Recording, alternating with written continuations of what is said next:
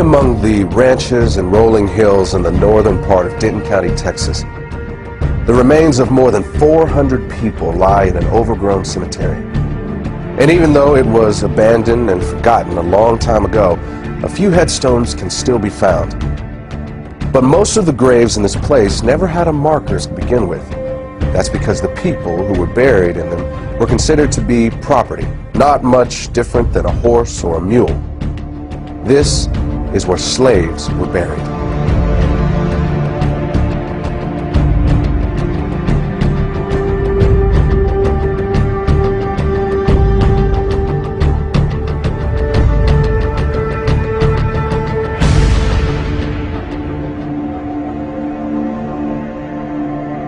Hello, my name is Marcus Lloyd.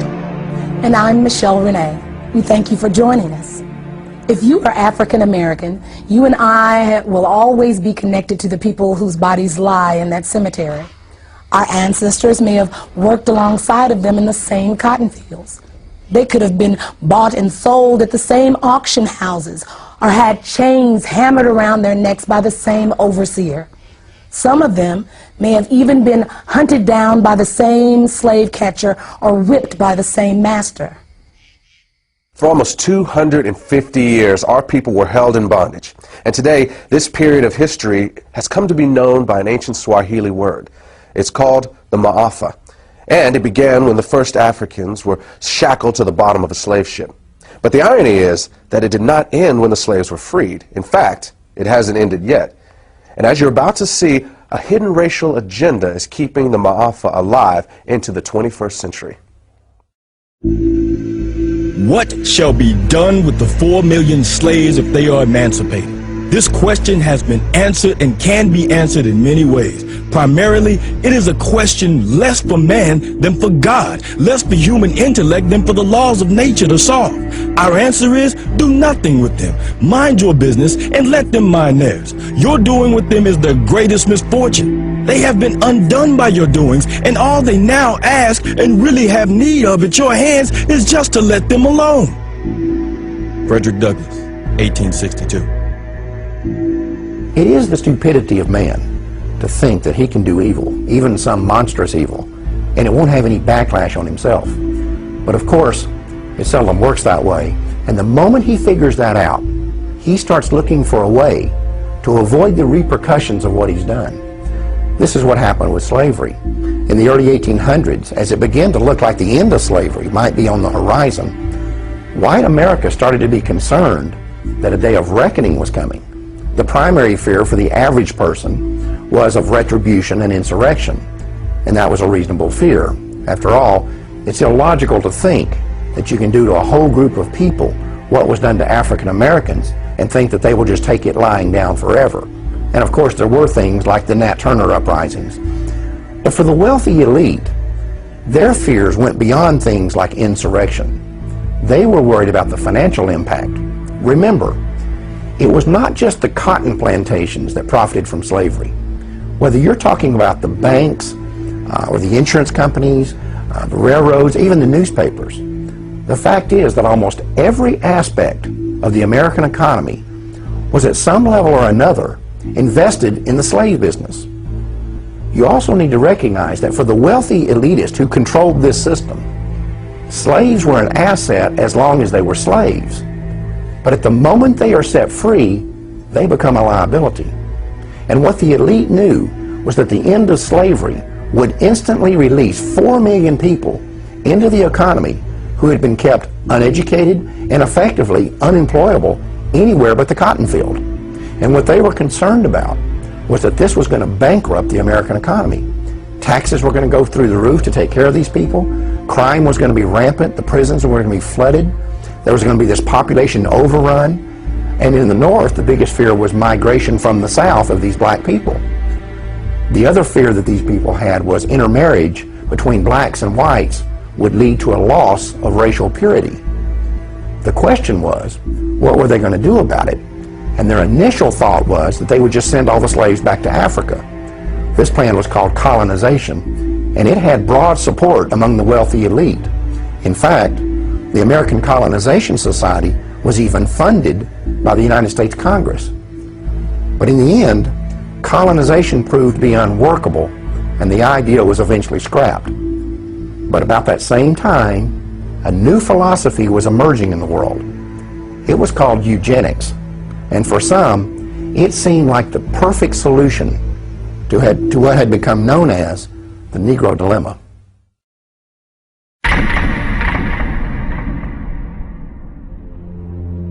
I do not join in the belief that the African is our equal in brain or in heart.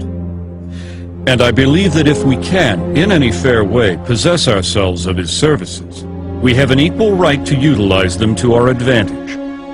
Francis Galton, 1857. Francis Galton is known as the father of eugenics. He actually coined the phrase eugenics. So he believed in trying to increase those he felt were superior in stock and decrease those he felt were inferior. Francis Galton came from a very wealthy family, a family that made its wealth from the slave trade.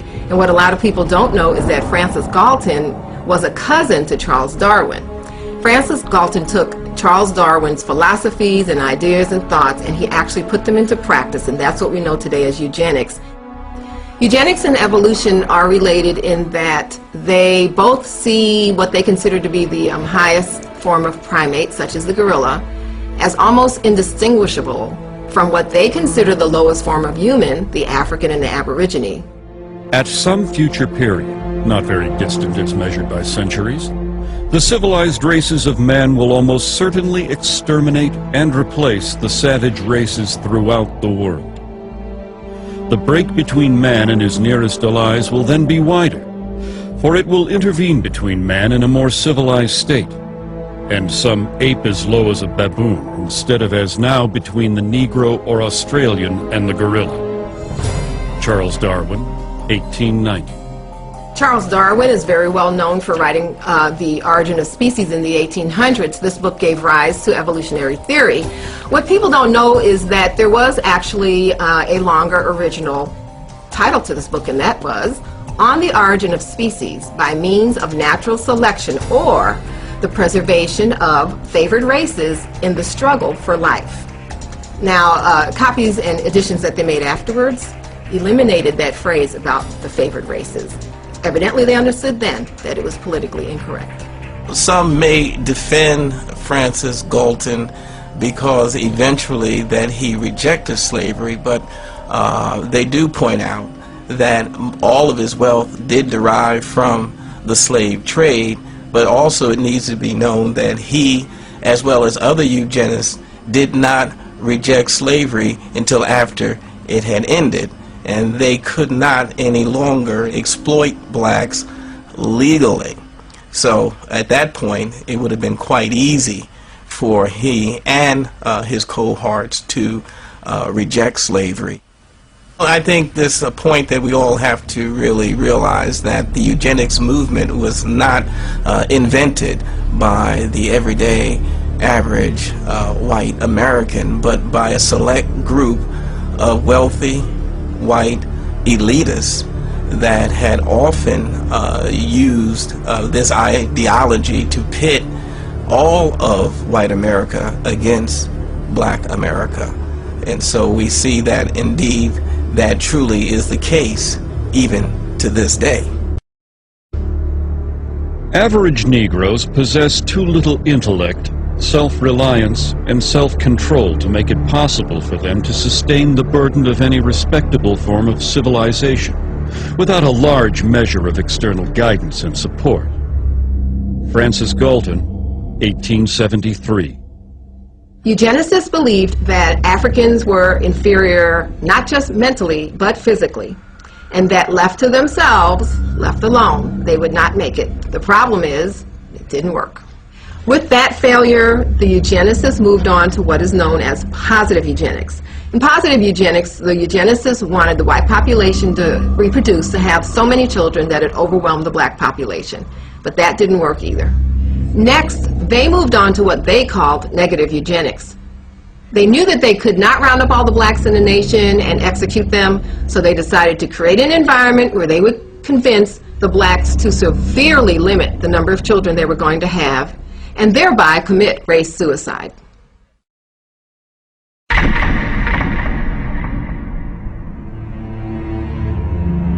problem of the socially fit must be treated not as one of color, but as a problem of the spread of feeble-mindedness.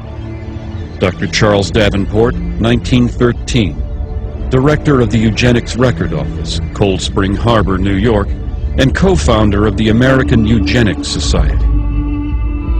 Eugenics realized that they could not promote their agenda simply because they knew it would be viewed as politically incorrect and socially unacceptable. So what they did was use code words that were once successful in slavery, terms such as feeble-minded, unfit, words such as imbecile, immoral, criminal. They tagged those labels upon the targeted community.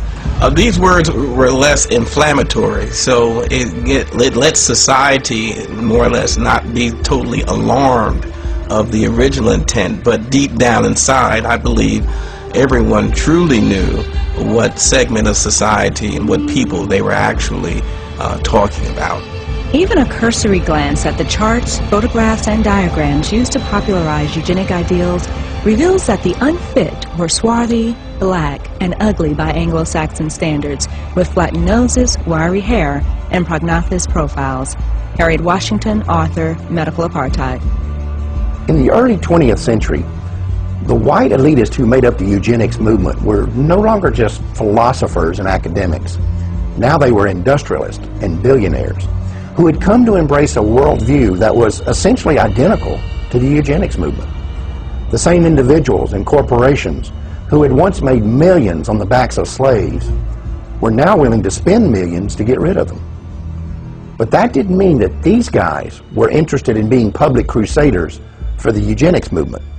They were certainly willing to be the brains and the money behind it, but they would hire crusaders to do the dirty work. And the primary one they settled upon was a woman named Margaret Sanger. She was the founder of the American Birth Control League and the publisher of its newsletter, the Birth Control Review. On a practical level, the relationship between Sanger and these elitists was basically a marriage of convenience. In order to advance their common agendas, they needed a front man and she needed money. And the whole thing would be held together by this kind of bizarre obsession with race and class. The result was that the American Birth Control League became the driving force behind the American eugenics movement. Eugenics would no longer just be a philosophy. Sanger and others like her were going to put it into practice. We are paying for and even submitting to the dictates of an ever-increasing, unceasingly spawning class of human beings who never should have been born at all. Margaret Sanger, 1922. The laws of nature require the obliteration of the unfit, and human life is valuable only when it is of use to the community or race. Madison Grant, 1916, co-founder, American Eugenics Society. The black man has never been a competitor, but has always been subservient to the white race. And just so long as he remains subservient, his position is secure. And just so soon as he becomes a competitor, his fate is sealed. Dr. Benjamin Hayes, eugenicist, 1905. The American Birth Control League was wise enough to get their program of population control across by using what had worked in the past, the same code words that had established the institution of slavery and that was also used by the early eugenics movement was once again used by the American Birth Control League. The Margaret Sangers of those days did not come out and say they were trying to eliminate black people. What they did say, they were trying to rid society of the feeble-minded. They were trying to rid the society of the criminal. Well, she was successful simply because of her eugenics friends for the past 50 years had put those labels on minorities and African Americans, and therefore society was more or less desensitized. In effect, the code words hid the agenda of Margaret Sanger and the eugenists. At that time, they did shift over to what they call the quality of life. It was a philosophy unquestionably used to target the poor simply because what the quality of life at its core meaning was that poor people really didn't have a reason to live. Only the white, those with status, had any chance of a meaningful or purposeful life. The solution for the poor now was not to eliminate the circumstances that would cause poverty. Their solution now was to eliminate the poor, eliminate the impoverished, and just wipe them off the face of the earth. The practice of birth control among the majority of colored people would probably be more eugenic than among their white compatriots. The dissemination of the information of birth control should have begun with this class, rather than with the upper social and economic classes of white citizens. Walter Turpening, Birth Control Review, 1932. In virtually every community where Negroes dwell, one finds them in fat times and lean alike, contributing a disproportionate number to the roles of the dependents and delinquents. They make excessive demands on the white man's charity and overtax his patience. Newell Sims, Birth Control Review, 1932. Author Madison Grant was a co-founder of the American Eugenics Society and an officer of the New York Zoological Society. In 1906, he had authorized an exhibit at the Bronx Zoo in which a 22-year-old African named Ota Benga was displayed in a cage in the monkey house. Sharing the cage with Benga was an orangutan. When a local clergyman protested the exhibit, he said that it was clearly intended to be a demonstration of Darwin's theory of evolution. Local proponents of Darwinism apparently agreed and labeled the display educational. 10 years after this event, Ota Benga committed suicide.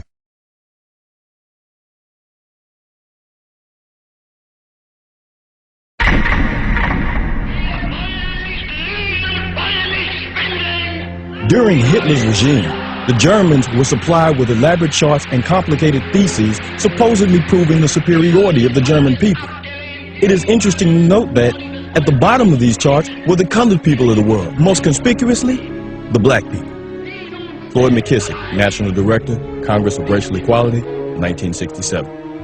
An often overlooked fact about the German Holocaust is that the Nazis did not simply target the Jewish population. They went after the black community as well. Under the threat of being sent to concentration camps if they did not cooperate, Afro-German citizens were not only forced to undergo sterilization themselves, they were also required to turn over their children for sterilization. In his book Mein Kampf, Adolf Hitler explained the motivation behind such programs. The Jews were responsible for bringing Negroes into the Rhineland. It suits the purpose of the cool, calculating Jew who would use this means of introducing a process of bastardization in the very center of the European continent, and by infecting the white race with the blood of an inferior stock, would destroy the foundations of its independent existence. Adolf Hitler, Mein Kampf. The Nazi attitude toward blacks was clearly defined in a 1944 book by Robert Ley, who was the head of the German Labor Front. Ley characterized the Jewish race as a disease-riddled parasite that had been created by unnatural inbreeding between white men and the racially inferior Negro. He described the result as a racial swamp that would eventually destroy the natural superiority of the Aryan race. Another Nazi publication described blacks as African brutes who had not been tamed even by centuries of slavery. It went on to say that any effort to assimilate people of African descent into civilized society was a waste of time, and that the lynchings of blacks in America did not merit any regret.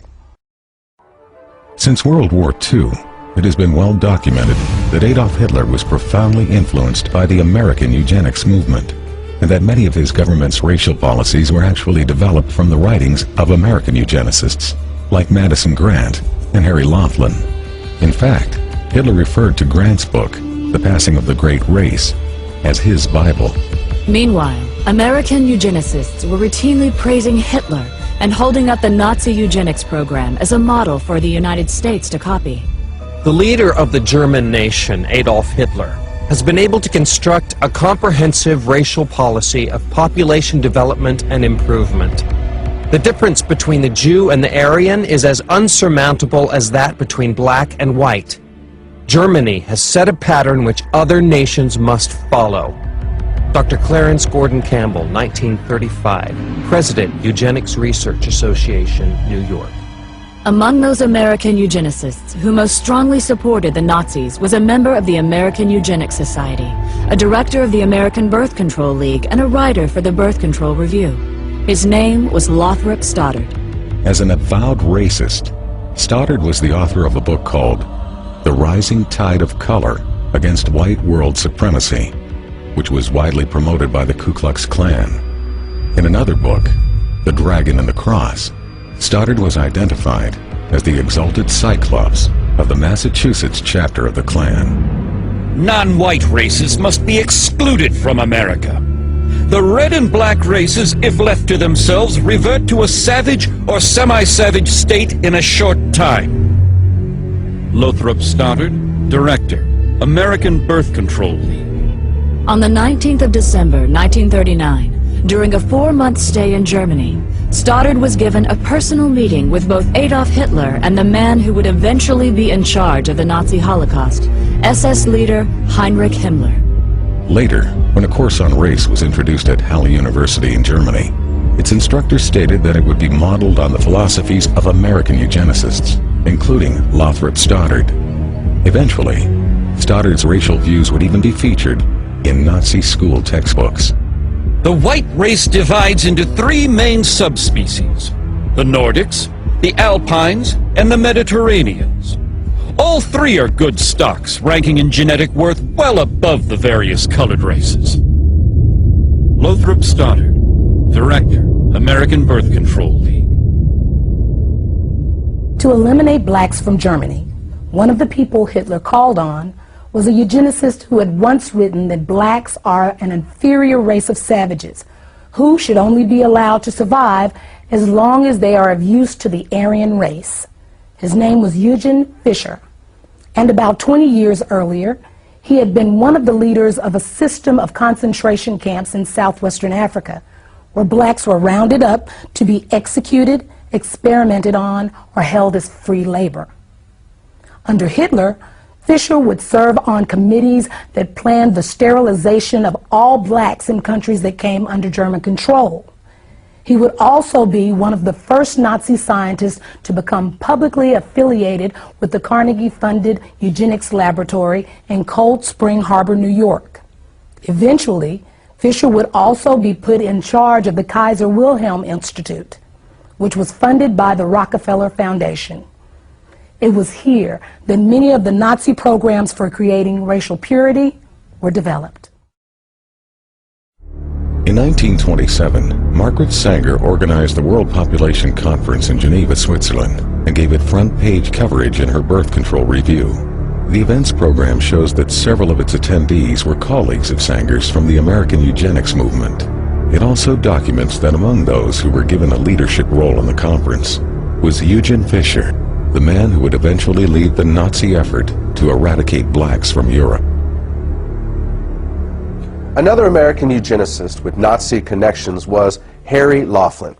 He was an official with both the American Eugenics Society and the American Birth Control League, and in 1928 his plan for using forced sterilization to eliminate those who might produce what he called degenerate offspring was published in the Birth Control Review.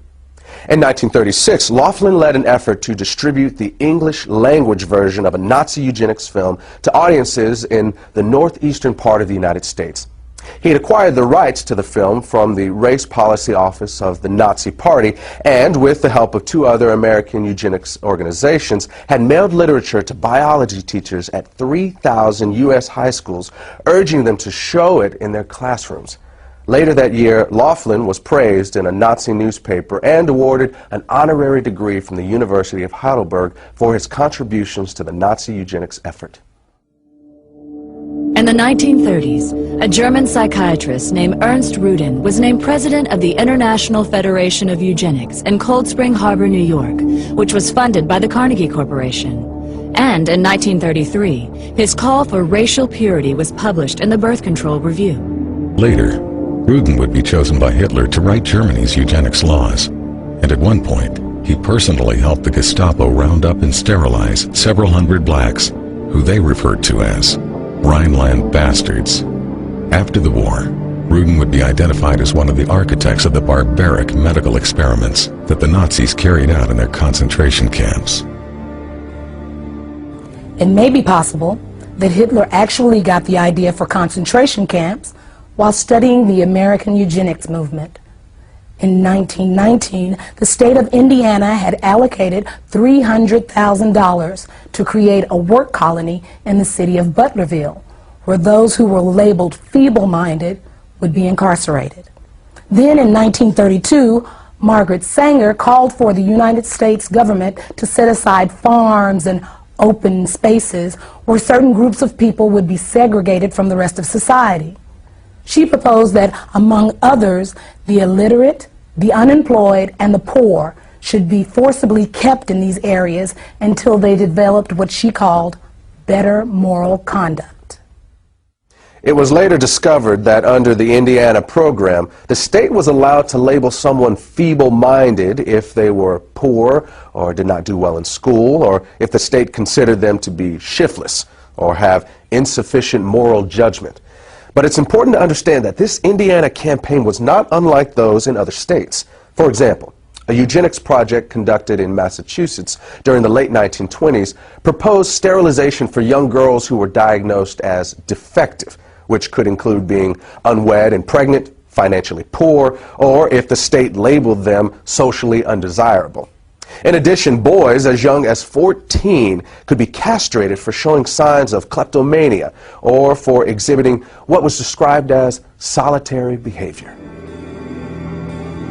In a single incident during 1935, the Nazis sterilized the children of over 600 German women because it was reported that those children had been fathered by black men.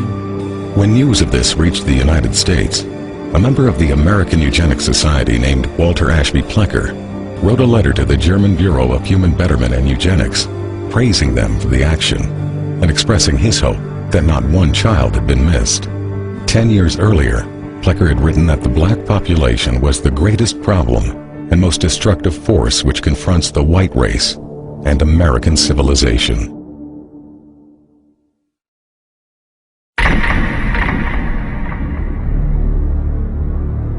Eugenics goals are most likely attained under a name other than eugenics.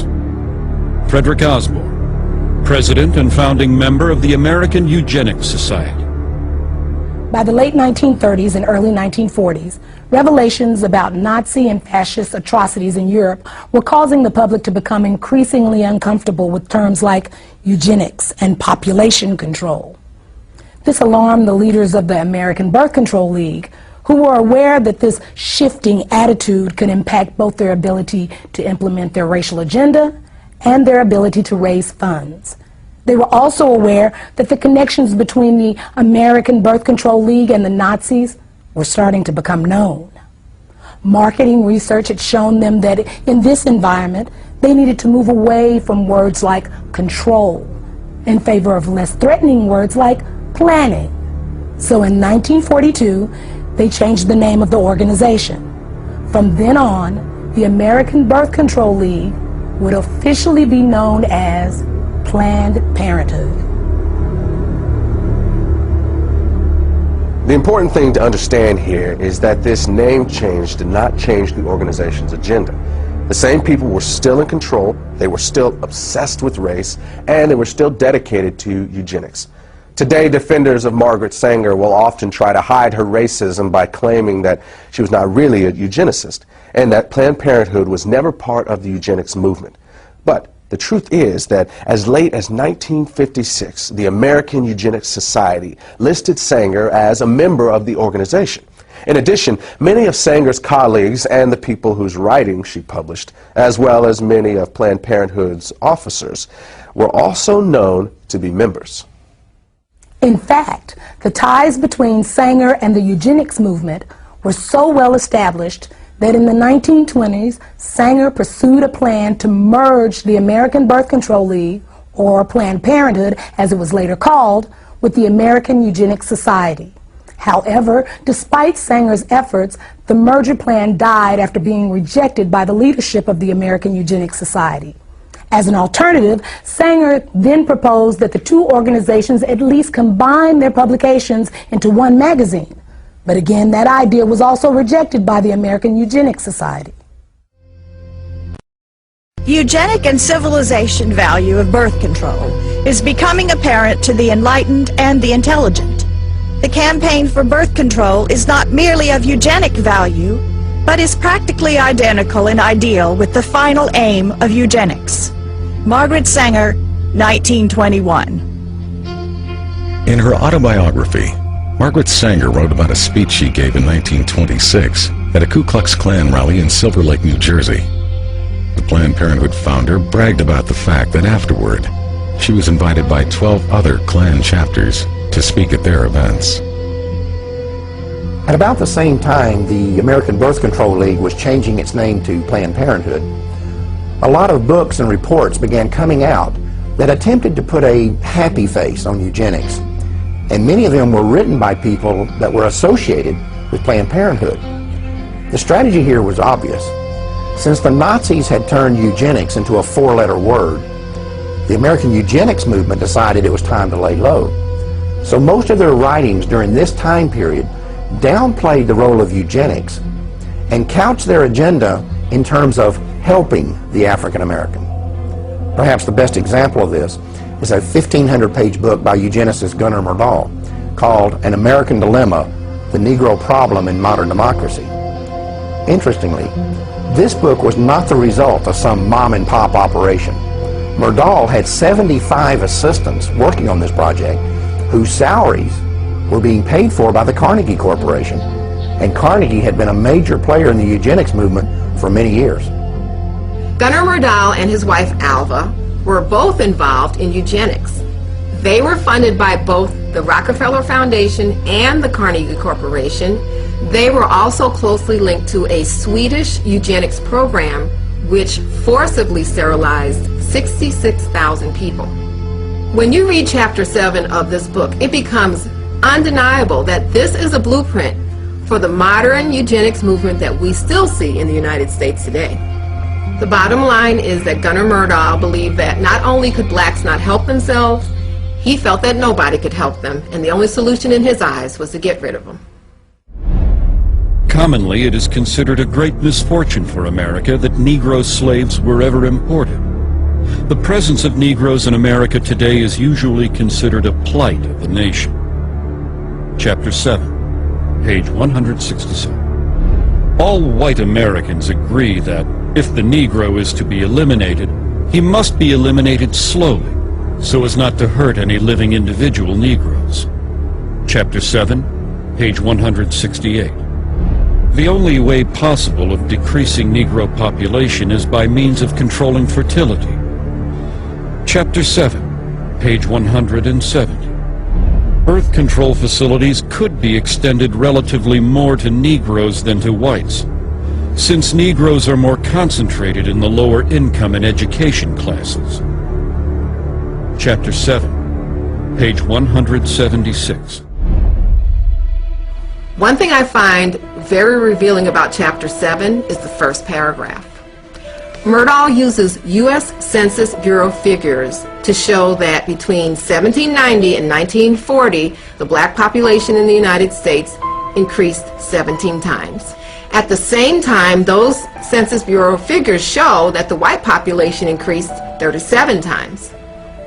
However, neither Myrdal nor any other eugenicist wrote anything about what to do about that part of the population that was increasing twice as fast as the black population. Gunnar Myrdal's book on how to resolve what he called the Negro Problem was published in 1944 by Harper & Brothers of New York. 4 years earlier, the same company, which is today known as HarperCollins, had also published a book by one of the founding members of the American Eugenics Society. At the time that Harper & Brothers published these books, its president was a man named Cass Canfield, who would later become the national president of Planned Parenthood.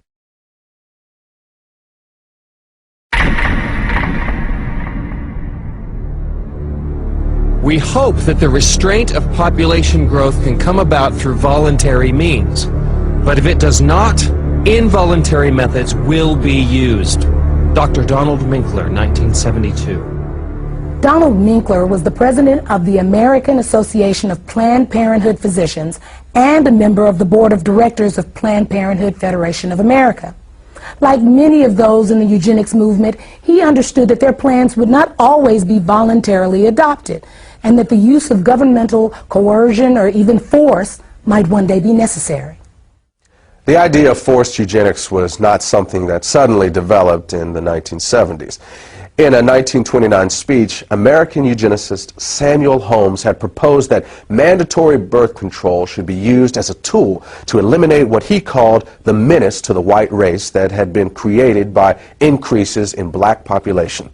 His solution was to have a quota system in which the right to have a child would be controlled by the government and determined by race. At the time, Holmes was on the National Council of the American Birth Control League, which would later become known as Planned Parenthood.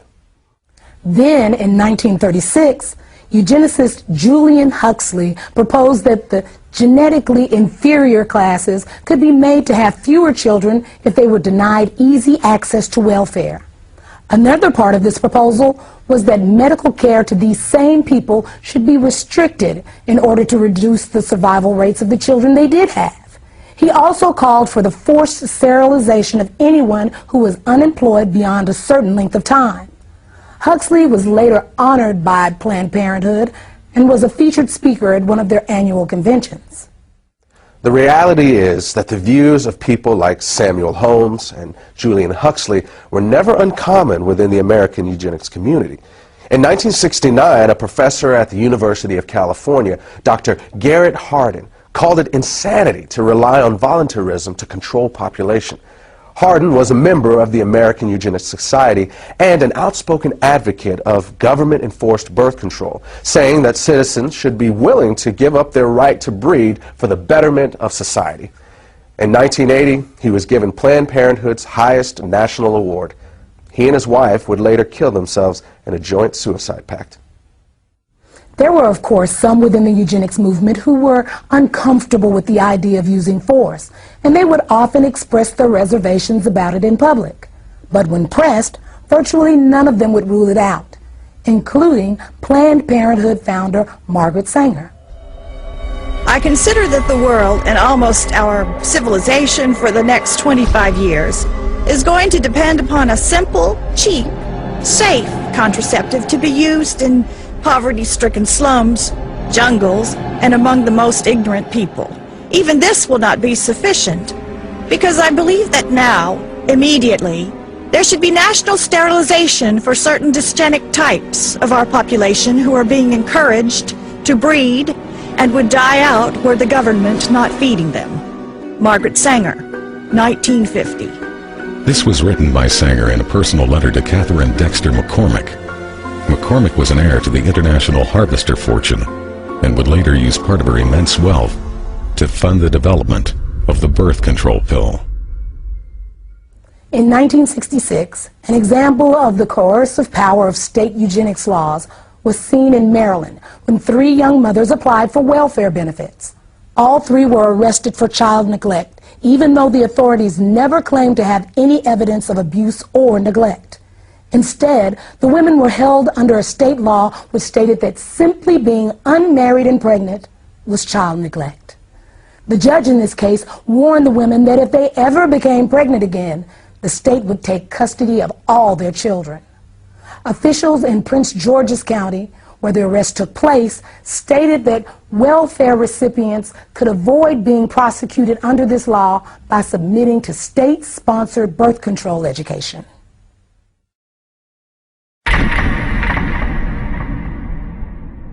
In 1934, Adolf Hitler sent a letter to American eugenicist Leon Whitney, complimenting him for a book he had written on sterilization. Whitney was the former executive secretary of the American Eugenics Society and a colleague of Margaret Sanger's. Sanger also published his writings in the Birth Control Review. In the book that Hitler was praising, Whitney had written that America could eliminate what he called the slum elements of society by sterilizing the lowest 25% of its population.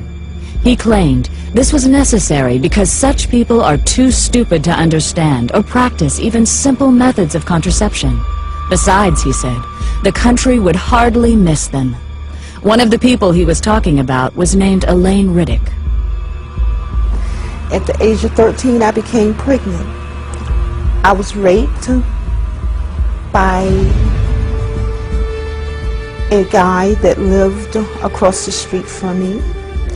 He snatched me off the street and molested me and threatened my life and said if I ever told anyone that he would kill me. When they was delivering my son, they sterilized me at the same time. They had approached my grandmother and said that if she wanted to continue to receive supplement, welfare and food stamps, or at this time they was giving out these surplus foods, canned cheese, I think it was, or powdered eggs, and said that if she did not sign the X, that they were going to stop her supplements. Mind you, my grandmother was illiterate. She had never ever gone to school.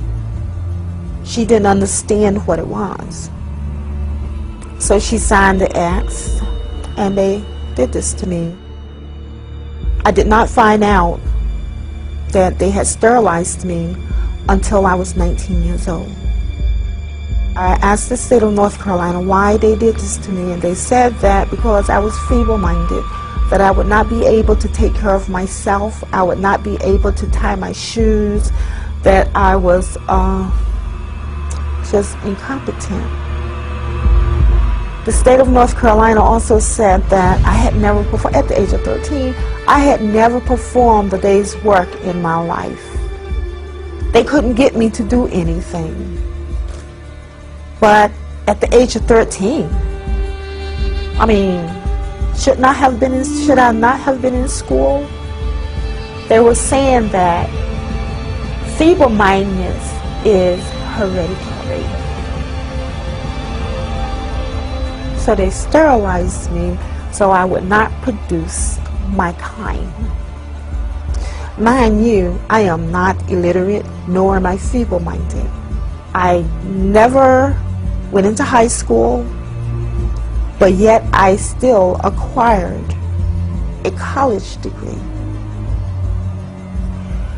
They also justified that my child or my children would be feeble-minded. My son is the president of his own semiconductor company. He has his own construction company. And he has his own real estate company. I mean, how can you think that your government allowed or allowing these things to happen to a person, a life? You can't say nothing, you have no rights. To me, they took away all of my rights. They sterilized kids from, my understanding and my knowledge, as young as 8 years of age. I don't know what an 8-year-old can do that could cause them to do this to them. The only reason I can give myself is that because they're black. In 1961, social worker Sue Casebolt had been installed as the executive secretary of the North Carolina Eugenics Board. At a board meeting held 3 weeks later, she stated that she was going to keep a file on every child whose name reached her desk so that they could be picked up as soon as they reached childbearing age. Casebolt was still on the board in 1968 when it approved the sterilization of 14-year-old Elaine Riddick. It is better for all the world if instead of waiting to execute degenerate offspring for crime or to let them starve for their imbecility, Society can prevent those who are manifestly unfit from continuing their kind. 3 generations of imbeciles are enough. Oliver Wendell Holmes, U.S. Supreme Court Justice, 1927. Holmes made this statement in his ruling on the constitutionality of Virginia's forced sterilization law. It mirrored the views of President Theodore Roosevelt, who had originally appointed Holmes to the Supreme Court. In a 1913 letter to American Eugenics Society founder Charles Davenport, Roosevelt had stated that the country had no business allowing citizens of the wrong type to reproduce. In 1907, Indiana had become the first of more than 30 states to pass sterilization laws, and some of those laws stayed on the books well into the 1970s. In fact, the state of Oregon did its last sterilization in 1981 and did not abolish its eugenics board until October of 1983. Some states practice sterilization without ever creating an official eugenics board. In those instances, few if any records were kept, and in the states that did keep records, many have never been made available to the public. But in just those states that have released their records, it is known that at least 60,000 Americans were sterilized, and they were disproportionately black. In addition, during a 1973 lawsuit, a federal judge estimated that as many as 150,000 additional low-income women may have been sterilized under federal programs alone. These sterilizations were often performed without the patient's knowledge or consent, and sometimes against their will. It was also common for social workers to tell welfare recipients that they would lose their benefits if they did not agree to be sterilized. In some cases, poor families were even threatened with the loss of welfare unless they brought their children in for sterilization. The result was that some of the people sterilized were as young as 10 years old. In the first 6 months of 1972, one hospital in Aiken County, South Carolina, sterilized over 1/3 of the Medicaid patients who were there to give birth, and all but one of these women were black. One patient said she was told by all 3 of the county's obstetricians that they would not deliver her baby unless she agreed to be sterilized.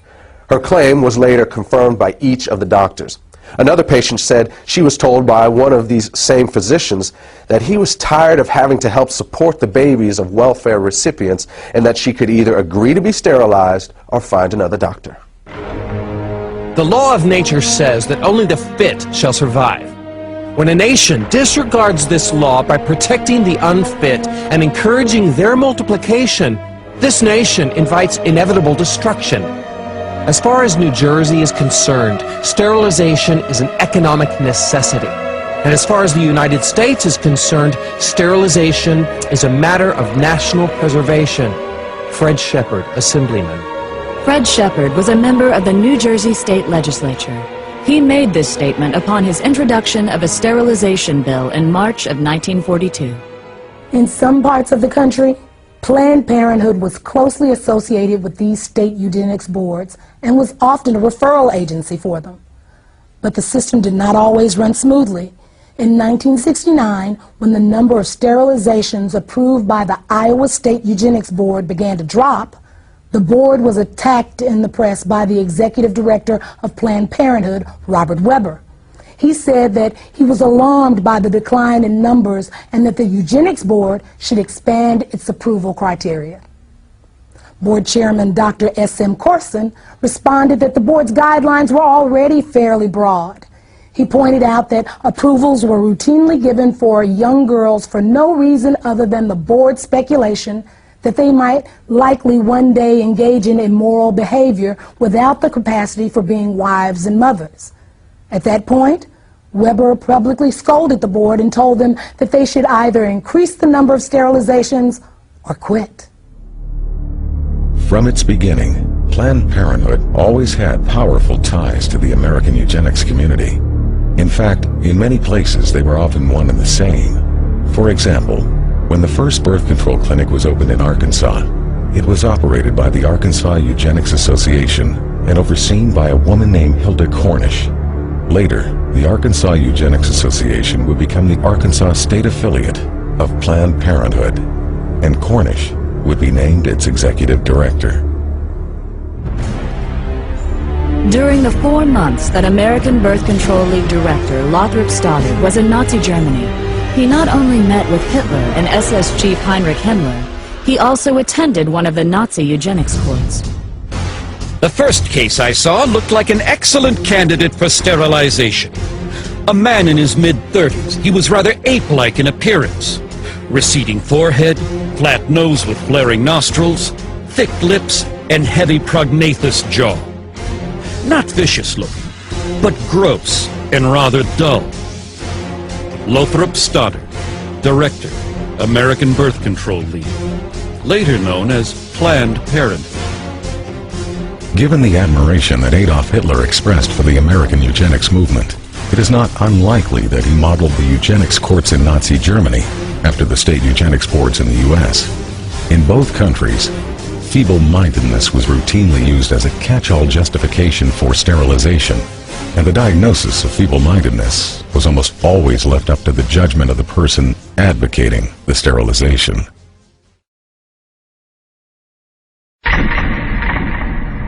First, the white man tells me to sit in the back of the bus. Now it looks like he wants me to sleep under the bed. Back in the days of slavery, black folks couldn't grow kids fast enough for white folks to harvest. Now that we got a little taste of power, white folks wants to call a moratorium on having babies. Comedian Dick Gregory, Ebony Magazine, 1971. By the 1960s, the American eugenics movement had been reasonably successful in getting sterilization laws and prohibitions against interracial marriage passed. They also had some success in getting states to mandate sterilization for those convicted of even non-sexual crimes, and some states began to require sterilization as a condition for receiving welfare or health care. Meanwhile, another state proposed jail time for anyone who had a child out of wedlock unless they agreed to be sterilized, and at least one state requires sterilization as a condition of being released from custody. But these laws were not producing the results Planned Parenthood and others in the eugenics movement wanted. They also began to fear that federal courts were going to eventually rule that these kinds of measures were unconstitutional. At about the same time, however, something new was being introduced to American society. It was called the birth control pill, and the eugenics movement quickly saw it as the perfect solution for controlling the population of people they had always seen as oversexed, unsophisticated, and lazy. But what they would eventually discover is that while the pill was enthusiastically embraced by whites, it was generally rejected by blacks, despite the fact that Planned Parenthood focused its marketing on the African American community and located the vast majority of its facilities in black neighborhoods. What Planned Parenthood and the rest of the eugenics movement did not count on was that many blacks did not want to reduce their numbers. In fact, they saw high birth rates as the most effective way to increase their power in the American political system. The other reality was that an increasing number of African Americans were becoming suspicious that a hidden agenda was behind the birth control revolution. Even those who once supported the idea of population control were beginning to sense that it actually meant black population control. This feeling was evident in June of 1970 when the Black Caucus walked out of the first National Congress on Optimum Population and Environment being held in Chicago. Felton Alexander of the National Urban League and the chairman of the Black Caucus said the action was taken because of clear and unmistakable evidence that the purpose of the conference was to legitimize the extermination of the black population. By this time, many other civil rights advocates were beginning to see the same thing. Contraceptives will become a form of drug warfare against the helpless in this nation. Jesse Jackson, 1971. There is a campaign to bombard the poor with pills and potions. If this movement continues, we soon may be accused of fighting poverty by eliminating the poor and overcoming hunger by removing the hungry. New York Congressman Hugh Carey, 1966. Under the cover of an alleged campaign to alleviate poverty, white supremacist Americans and their dupes are pushing an all-out drive to put rigid birth control measures into every black home. No such drive exists within the white American world. Black Unity Party, 1968. Birth control and sterilization in the wrong hands would be more deadly to Negroes than all the tanks, riot guns, cattle prods, billy clubs, and shackles we have overcome in the past. Dr. Leroy Swift, obstetrician, gynecologist, 1968. As it became clear that a growing number of African Americans were connecting the dots between birth control and black genocide, eugenics organizations began calling for the U.S. government to add birth control chemicals to the nation's food and water supply. It was even suggested that this strategy could be specifically targeted at urban neighborhoods. This idea was widely embraced in the eugenics movement and taken seriously enough by the government to be discussed at a 1969 meeting at the United Nations. Under the plan being considered, a couple could apply to the government for permission to have a child, and if approved, they would be given an antidote to the population control chemicals they had ingested in their food and water. Interestingly, the idea that government should have some sort of licensing agreement to regulate who would and would not be allowed to give birth was not a new one. In 1934, Planned Parenthood founder Margaret Sanger had proposed that the U.S. government implement a system in which women would not have the legal right to have a child without a permit from the government, and that these permits would only be good for one baby. But eventually, proposals like forced sterilization, chemicals in the food and water supply, and government control of childbearing were abandoned by most people in the eugenics movement. Despite the fact that many of them openly advocated such ideas, they would come to realize that there was really no practical way to carry them out. But for all their failures, what the eugenics movement had accomplished was to lay the foundation for the next phase of their plan. And this is where they would find the success that they had been chasing for over 100 years.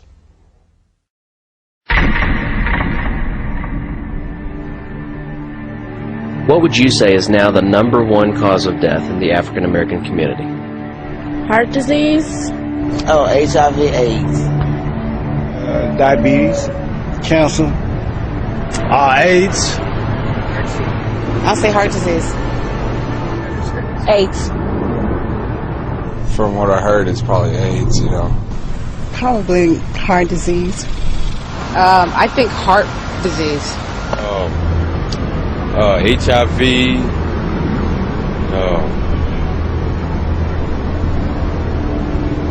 Gang violence.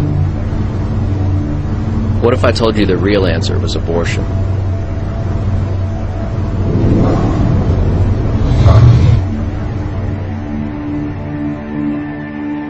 Since 1973, legal abortion has killed more African Americans than AIDS, cancer, diabetes, heart disease, and violent crime combined. Every week, more blacks die in American abortion clinics than were killed in the entire Vietnam War. And the largest chain of abortion clinics in the United States is operated by Planned Parenthood.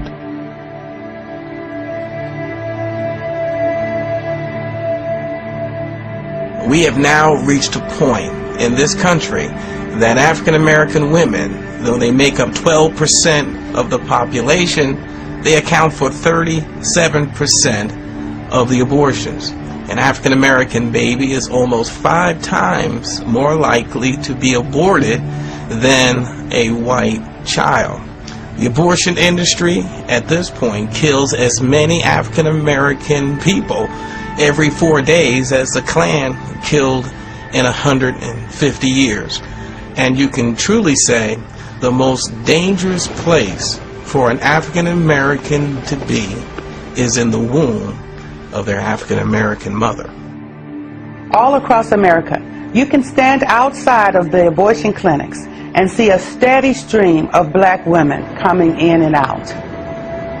But somewhere along the way, we got the idea that this is a white issue or a conservative issue or a Republican issue, and therefore it's not an issue that we have to be concerned about.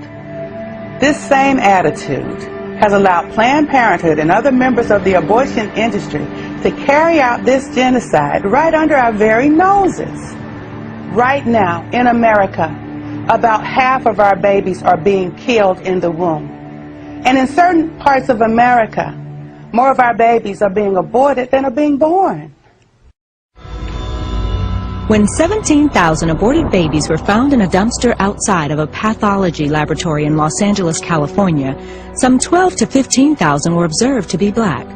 Irma Clardy Craven, Chairman, Minneapolis Commission on Human Rights and Secretary of the Urban League. To understand what the agenda was behind the legalization of abortion, all you need to do is look at the statistics from the U.S. government. Studies from the CDC show that prior to the legalization of abortion, approximately 80% of all illegal abortions were done on white women. One study in New York even found that white women had 5 times as many abortions as black women. But at the moment abortion became legal, that began to reverse. And that's why the legalization of abortion was so crucial for the eugenics movement. Legalization created the ability to market abortion in the black community. And from a eugenics standpoint, that changed everything. These people cannot have it both ways. First, they say that birth control will reduce the number of abortions. Then they flood our neighborhoods with birth control clinics. And what's the result? Our abortion rate skyrockets. So either they lied about the fact that birth control would reduce abortions in our neighborhoods, or this is the results and the purpose they wanted from the beginning. At this point, I truly have the tendency to believe the latter.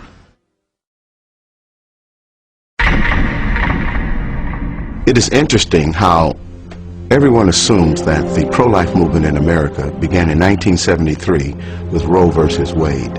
But we who were around during the civil rights movement and struggle of the 1960s, we know that the first anti-abortion groups were organizations like the Black Panthers, the Nation of Islam, and other community organizations. These folks were speaking out against both birth control and abortion long before the contemporary pro-life groups of today existed. But one of the problems with the civil rights movement was that there was far too many men and women who were willing to sell out the community. And a lot of powerful, influential African Americans knew that they had to be willing to turn and look the other way in order to advance their own personal political agendas.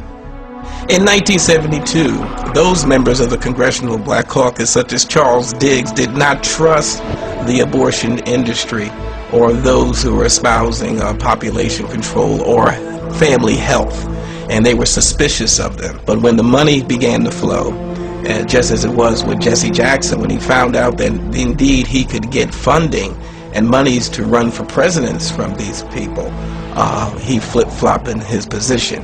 Because he once said abortion is black genocide.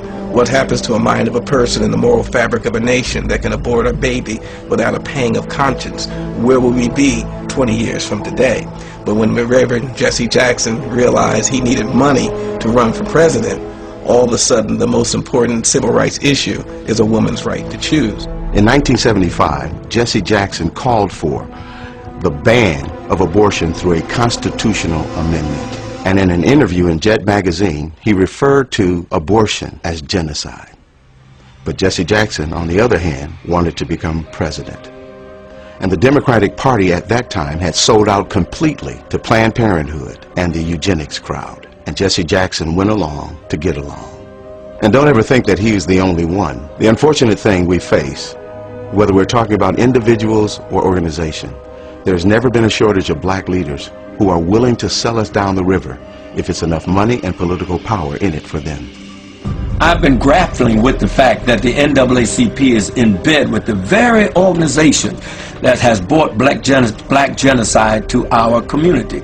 Dr. Alveda King, the niece of Dr. Martin Luther King, has tried on at least 3 occasions to bring to this organization's attention the black genocidal plot of people like Margaret Sanger and Planned Parenthood to exterminate the black community. And the stonewalling has been astounding. Alveda King literally has gone to the street along with myself to say to the NAACP, please deal with this issue of black genocide. The NAACP has responded by hiding and trying to prevent their convention goers to hear about black genocide. They've even gone to the extent of using buses to block our demonstration about black genocide in front of Cobo Hall where their convention was going on. They have literally put black paper across their windows so that the convention goers at the NAACP convention could not see the demonstration going outside that included Alveda King. There is definitely a conspiratorial plot being hatched and has been hatched by the NAACP to keep from their people the fact that they are co-conspirators in the genocide of their own people.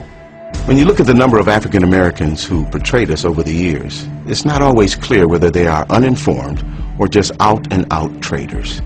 When we see pro-choice politicians defending abortion on television, do they really understand the implications of abortion and that it is certainly used for black genocide? Reverend Benjamin Hooks, one of the former presidents of the NAACP, once personally told me that the NAACP would not bring this subject to the floor because they believed it would tear up the NAACP. Even the media has conspired with the NAACP to keep this issue from the attention of the black community and the public at large. I have seen the news media literally hide their trucks so that they would not be in a position to have to cover the demonstrations in front of Cobo Hall, only to bring them out after the demonstrators had left. This is an outrage that the black community is having the life of its babies destroyed, and the NAACP and the media are knowingly conspiring to keep this information from the public. This is an outrage, and it should be dealt with by every fair-minded American. The civil rights elite has forgotten the lives of unborn black children and has joined those who choose to kill them. Unbelievable! They have forgotten that in the past, racists snatched black babies from their mother's arms and sold them into slavery. Today they snatch them from their mother's womb and throw them in the garbage. Ishmael Hernandez, Executive Director, African and Caribbean American Center, 2003. When we look at this issue of civil rights leaders who sell out, even when they clearly know that birth control and abortion are being used for black genocide, we need to understand that by the 1960s, population control, especially black population control, had become almost a religion for America's white power structure. And from the start, they made it clear that if you crossed them, or if you challenged their agenda, they would chop you off at the knees. And that remains true to this day. Whether you're talking about the liberal social engineers who control the Democratic Party, or the wealthy elitists who control the Republican Party, or the media, or the academic community, these people have created a kind of family planning cartel that does not tolerate dissent. And they have always been especially ruthless about this when it comes to African Americans. The perfect example of this was seen in the case of Samuel Yet. Mr. Yet was an award-winning journalist who had earned a master's degree from Indiana University, was a U.S. Air Force veteran of the Korean War, and served as special assistant for civil rights to the director of the U.S. Office of Economic Opportunity. He was also a professor of journalism at Howard University and a columnist for several magazines and newspapers. In 1968, Yet had become the first African-American reporter hired by Newsweek magazine, and he quickly became their Washington, D.C. bureau correspondent. But then 3 years later, he wrote a book that exposed high-level plans within the United States to use birth control and abortion as instruments of black genocide. Then immediately after his book was released to the public, Yet was called into his supervisor's office and fired. At that meeting, he was informed that his dismissal had been orchestrated by the Nixon White House. The next year, Yet told the New York Times that pressure had been put on Newsweek to get him out of Washington. Then later, despite the fact that his book was selling well, had received at least 2 national awards, and was being used as a textbook in over 100 colleges, yet its publisher dropped him and the book went off the market. What's important to recognize about this situation and others like it was that this family planning cartel was sending a message to those who might have influence within the African American community, whether they were politicians or journalists or college professors or civil rights leaders. They were being warned that when it comes to population control, they only had two options. They could either get on board with it or they could keep their mouths shut. And when people like Samuel Yet told them what they could do with their two options, they paid a price that few others had the character or the courage to pay. The copyright to Samuel Yet's book was eventually given back to him. Then, in 1982, Yet used his own money to republish it. The foreword of that edition was written by a well-known civil rights activist and co-founder of both the Harlem Writers Guild and the National Cultural Committee of the NAACP. His name was John Oliver Killens, and in that foreword, he gave his analysis of the relationship between family planning and the black community. The American ruling class had made a hard decision. Americans of African descent would either accept the miserable lot or die. The venerable Saturday Evening Post issued what might be termed as a white paper in which it warned black America that they had better understand and accept the fact that absolute freedom and equality were not part of the game plan for them, and that the consequence of non-acceptance would be wholesale genocide. John Oliver Killens, 1982. The minister's work is also important, and also he should be trained, perhaps by the Federation, as to our ideals and the goal that we hope to reach. We do not want word to go out that we want to exterminate the Negro population, and the minister is the man who can straighten out that idea if it ever occurs to any of their more rebellious members. In 1939, Margaret Sanger wrote that in a letter to fellow eugenicist Clarence Gamble regarding the American Birth Control League's Negro Project. Gamble was an heir to the Procter & Gamble fortune and a major financial backer of Sanger's. He also provided funding for other eugenics projects and even gave money directly to the North Carolina Eugenics Board that sterilized Elaine Riddick. In fact, in 1947, he called for the expansion of that state's sterilization program, saying that for every feeble-minded person sterilized, 40 more were polluting and degrading the bloodlines of future generations with their defective genes. Sanger's letter makes it clear that the eugenics movement understood they would need to neutralize the opposition they might get from the church. They also knew that this would be especially crucial within the African American community. Their strategy was to manipulate church leadership into selling the illusion that support for eugenics was not inconsistent with the Christian faith. To do this, they would often recruit pastors to be frontmen for eugenics policies and provide them with prepackaged sermons on eugenics. They also held contests in which awards would be given to the ministers who came up with the best pro-eugenics sermons on their own. This approach proved so effective that an almost identical strategy would be adopted by the American abortion lobby. In January of 1973, the Supreme Court legalized abortion on demand throughout the United States, and almost immediately, the Religious Coalition for Abortion Rights was formed. Less than a year earlier, the following conversation had taken place in the Oval Office of the White House.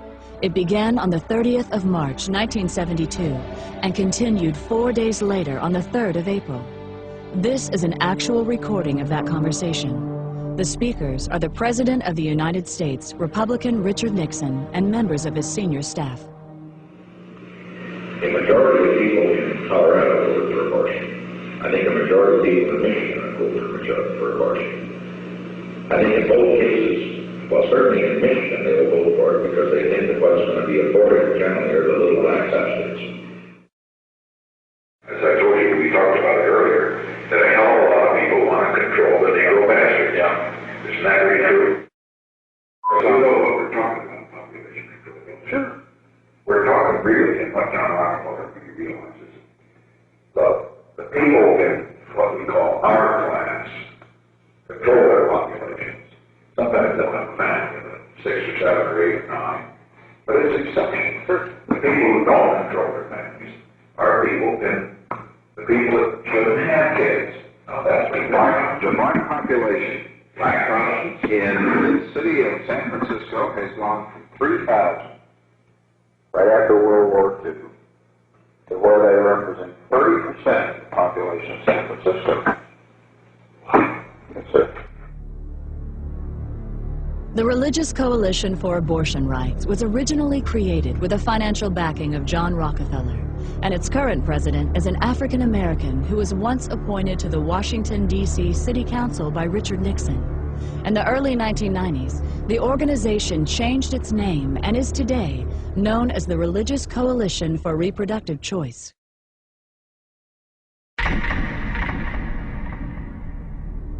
In 1969, a meeting of the United Nations Educational, Scientific, and Cultural Organization, also known as UNESCO, proposed that an American Population Commission be created with a, quote, large budget for propaganda, unquote. 4 months later, Republican President Richard Nixon signed legislation establishing the Commission on Population Growth and the American Future. The bill authorizing this new initiative had been passed with overwhelming support from congressional Democrats and was chaired by John Rockefeller. The executive director of the project was to be Dr. Charles F. Westhoff, who was also a member of both the American Eugenics Society and Planned Parenthood's National Advisory Council. Another member of this new commission was Dr. Joseph Beasley.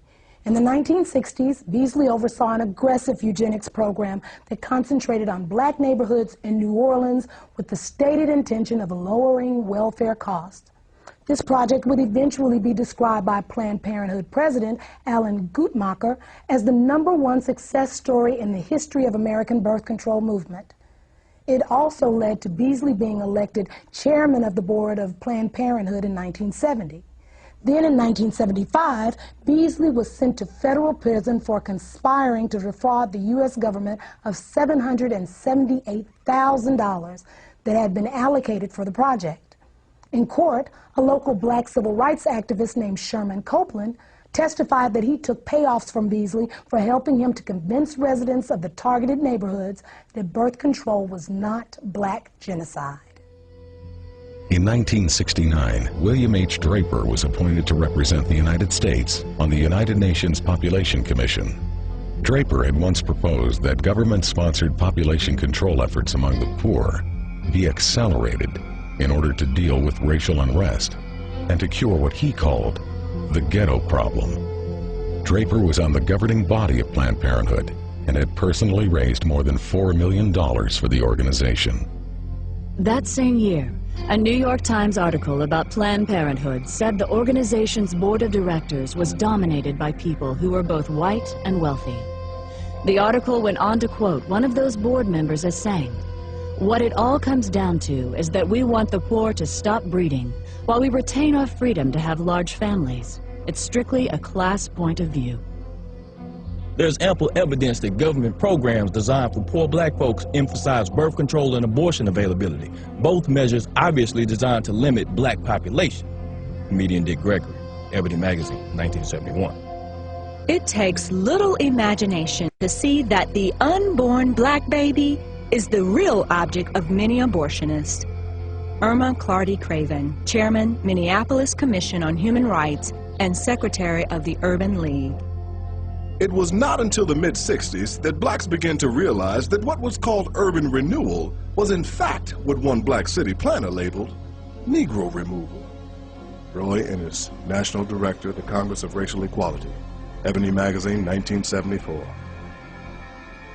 To a large and growing number of 1960s civil rights activists, it became obvious that family planning was just a code word for abortion and birth control, and that it was being pushed by the government as a way to avoid putting money into the black community.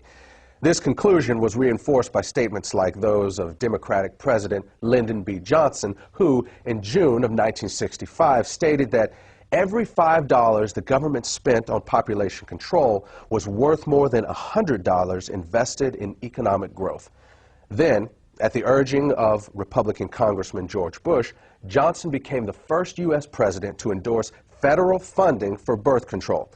In 1966, he would also accept Planned Parenthood's highest award for his policies, pushing family planning on foreign countries.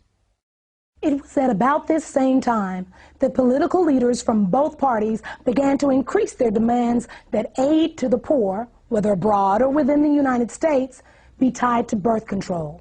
In 1965, former Republican President Dwight Eisenhower complained that the United States was spending money to slow the population growth of responsible families, while at the same time providing financial incentives for ignorant, feeble-minded, and lazy people to have more babies. He said that history would rightly condemn the United States if we didn't link welfare to family planning. At that time, Eisenhower was the co-chairman of a Planned Parenthood fundraising campaign, along with former Democratic President Harry S. Truman. John Ehrlichman, who was an assistant to President Richard Nixon, wrote that Nixon once told him that African Americans could not really benefit from federal programs because they are genetically inferior to whites.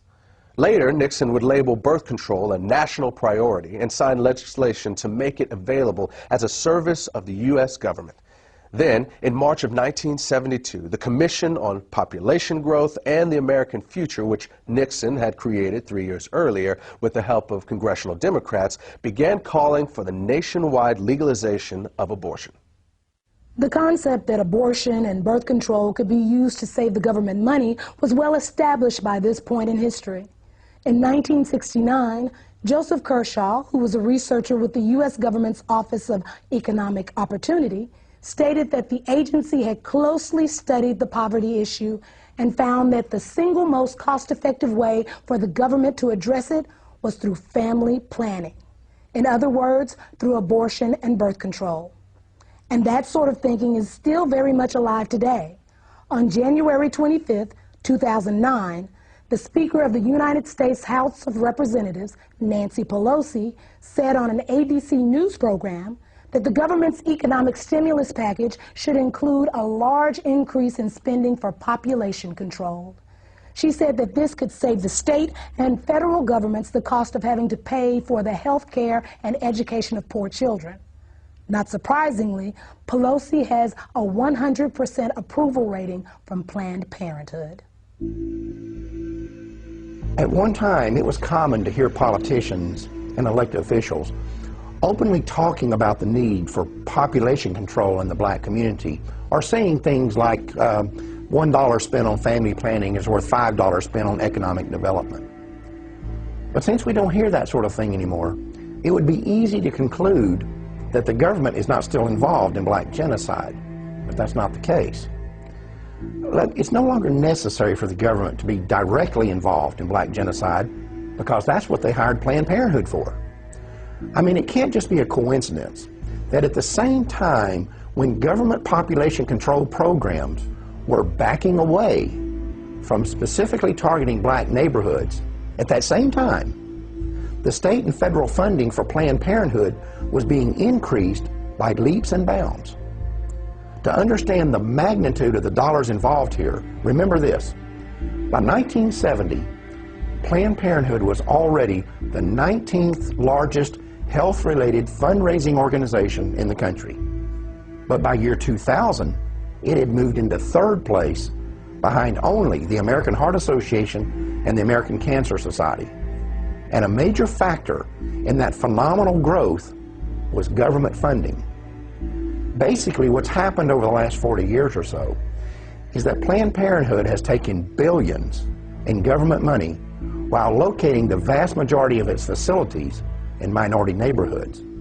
And that has not only been a tremendous boost for the eugenics movement, but it has also allowed government-funded family planning programs to target the black population while insulating the government from any direct connection to black genocide. One of the places where government money has been used to advance the eugenics agenda has been in the public school system. Although government-funded population control programs can be found in white schools, the evidence is that they are significantly more likely to be targeted at black schools. One example of this was seen in 1986, when it was discovered that Illinois public schools were not only distributing birth control to children, but that every one of the 50 facilities involved were in minority neighborhoods. When this information was made public, a local African-American pastor organized a campaign to stop the program.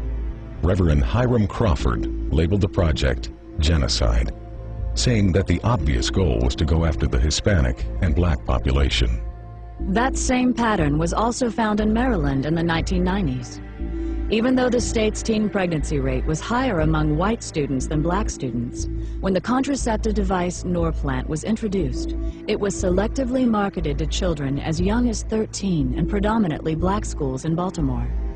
The result was that of the first 350 girls implanted at a local middle school, 345 were African American.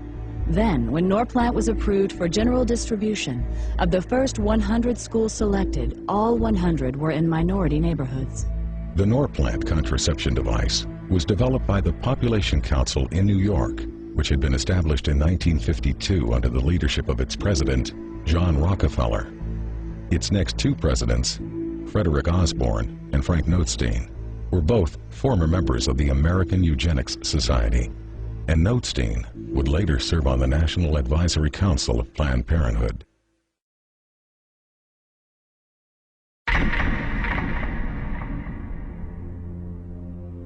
If you're going to curb population, it's extremely important not to have it done by the damn Yankees, but by the UN. Because the thing is, then it's not considered genocide. If the United States goes to the black man or the yellow man and says, slow down your reproductive rate, we're immediately suspected of having ulterior motives to keep the white man dominant in the world. If you can send in a colorful UN force, you've got much better leverage. Alan Guttmacher, president of Planned Parenthood and former vice president of the American Eugenics Society, 1970. 4 years after Guttmacher made that statement, America's National Security Council issued a report that was intended to define the United States government's official policy on controlling world population. It was called the National Security Study Memorandum 200, or NSSM 200, and it was formulated in cooperation with the United States Agency for International Development, the U.S. State Department, the Department of Defense, and the Central Intelligence Agency. One of its goals was to establish a strategy for reducing the populations of third world countries so that the United States could have increased access to their natural resources, particularly minerals and metals. Among the conclusions of NSSM 200 was that no country has reduced its population growth without resorting to abortion. The authors of the report then identified 3 non-governmental agencies that would be funded to carry out the government's population control agenda in the targeted countries. One of those agencies was Planned Parenthood. One of the tactics specified in NSSM 200 was that we might withhold food aid after a disaster if the countries do not accept the American idea of birth control. And this has happened many times all over the world. One example is the Southern American country of Guyana, which was hit by a hurricane back in 1997. Now, they had turned down abortion and birth control for 12 years straight. But after the hurricane hit Guyana in 1997, the World Bank said, we will not give you any aid unless you legalize abortion and birth control. And that's exactly what they did. I've seen this several times in Africa, where droughts have hit, and the United Nations and USAID will not assist unless they accept birth control. I've been all through Africa myself, and I've seen medical clinics that are full of birth control devices, but no safe motherhood delivery kits. There's no anesthesia, there's not even any bandages there. There's crates and crates of birth control pills and condoms. Now, while our commitment to birth control is going up every year, our commitment to authentic economic development is dropping. So we see less clean drinking water funding, less school funding, see less medical clinic funding. Another example is Haiti. Haiti has been hit by hurricanes several times, and the United States and other countries are saturated with birth control. In Haiti now, any woman, 90% of women at least, can now get access to any kind of birth control they want to, government funded, but less than 20% of the Haitians have access to clean drinking water. Now try to imagine there being a natural catastrophe in a country like Canada or Australia or France or England. And we go in there and we say to them, we're not going to offer you any kind of aid unless you accept our philosophy on birth control and population control. That will be outrageous. But that's our standard operating procedure when we go to a black country after a catastrophe of some kind. You cannot believe that we are going to treat people in a foreign country like this and not treat our own population of African Americans the same way. Consider what happened after Hurricane Katrina. One of the first things we did was bring in birth control and contraception. And as we all know, the hurricane disproportionately affected black families in that area. And I seriously doubt if the same kind of disaster hit a middle-class white area, the first response would be condoms and birth control. This idea that population control could be used to control a specific population was not unique to NSSM 200. For example, before the Nazis took power in Germany, abortion had been illegal, except to save the life of the mother. But under Hitler, the Hamburg Eugenics Court ruled that it would still be illegal for Aryan women, but legal for women of what they called inferior racial stock. According to the court, encouraging eugenic abortions would promote racial hygiene and protect the health of the German people. This new policy eventually led to certain women being threatened with execution if they refused to abort what the Nazis called racially worthless babies. At about the same time this was going on in Germany, the government of Bermuda was blanketing the island with population control facilities and openly stating that their intent was to limit the numbers of blacks. Then in 1958, blacks in the Caribbean rebelled against a Planned Parenthood-led birth control campaign that was exclusively targeted at non-white residents, while at the same time, prosperous white residents were being encouraged to multiply. Following a similar pattern, a 1965 article in the Pittsburgh Courier newspaper reported that under apartheid, the white South African government was relying on targeted birth control as its primary weapon to reduce the number of blacks in the country. Unfortunately, we now know that the U.S. government was not immune to this sort of thing either. When 3 pro-choice researchers investigated the original motive behind the creation of the abortion pill, RU-486, what they discovered was that the scientific basis for it was actually developed in the United States during the 1960s by the National Institutes of Health at the U.S. Department of Health and Human Services.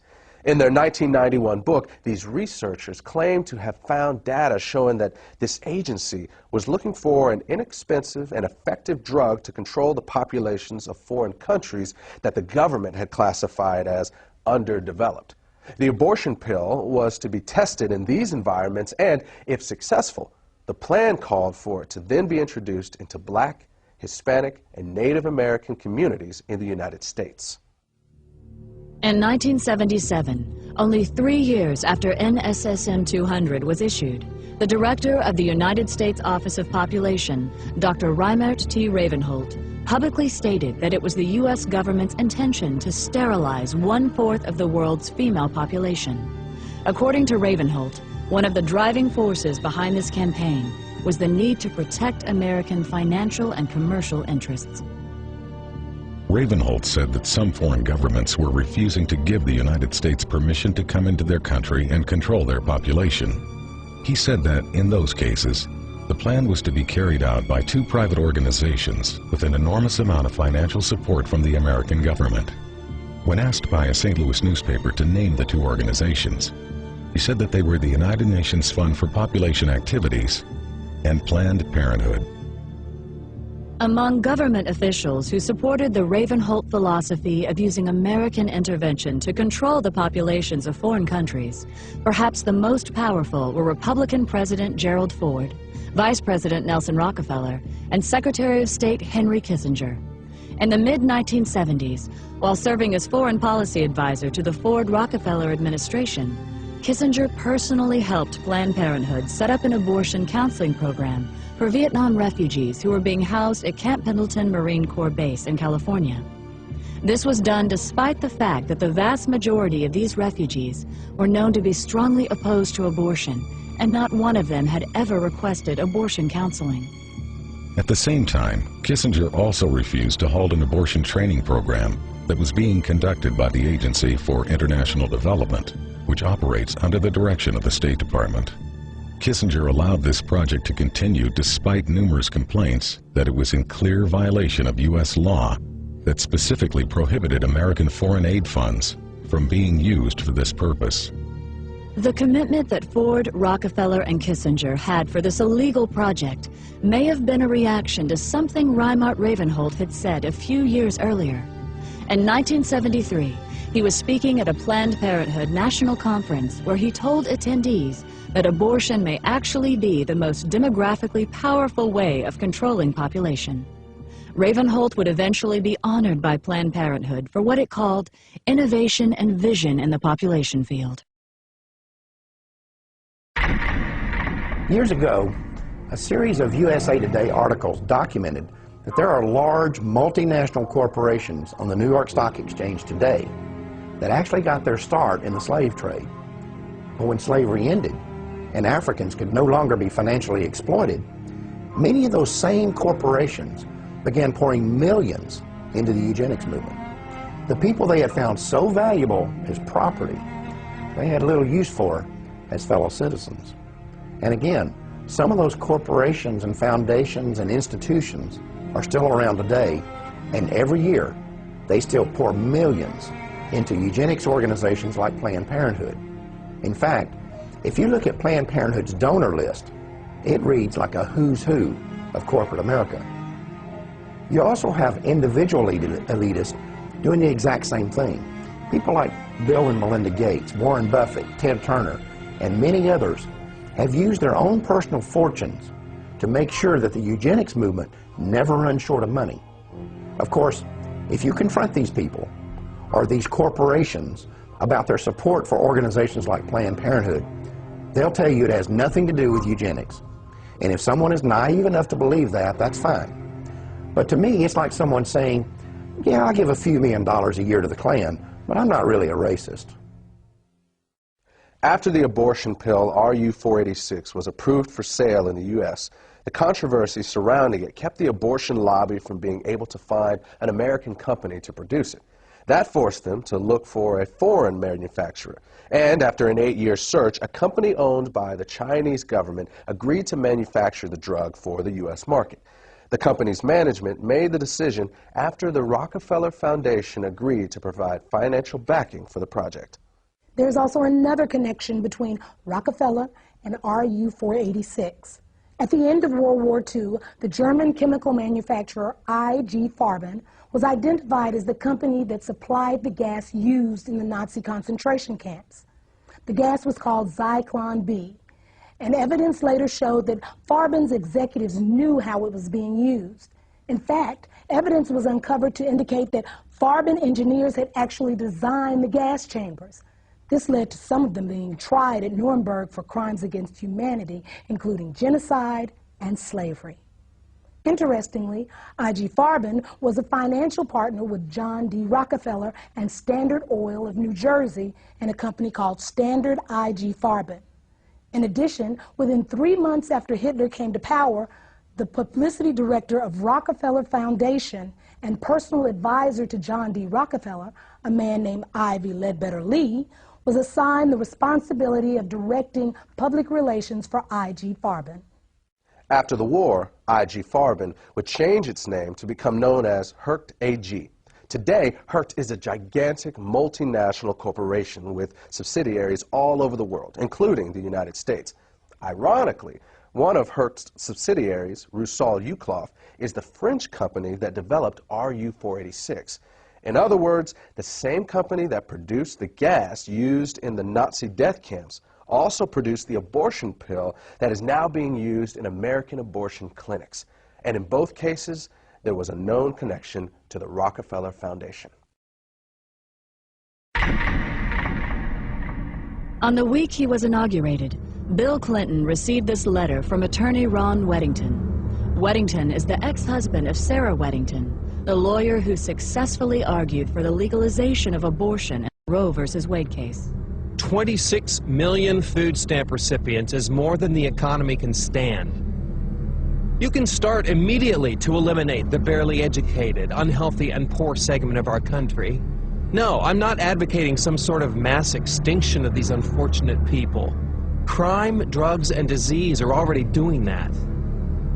I am not proposing that you send federal agents armed with Depo-Provera dart guns to the ghetto. You should use persuasion rather than coercion. Our survival depends upon our developing a population where everyone contributes.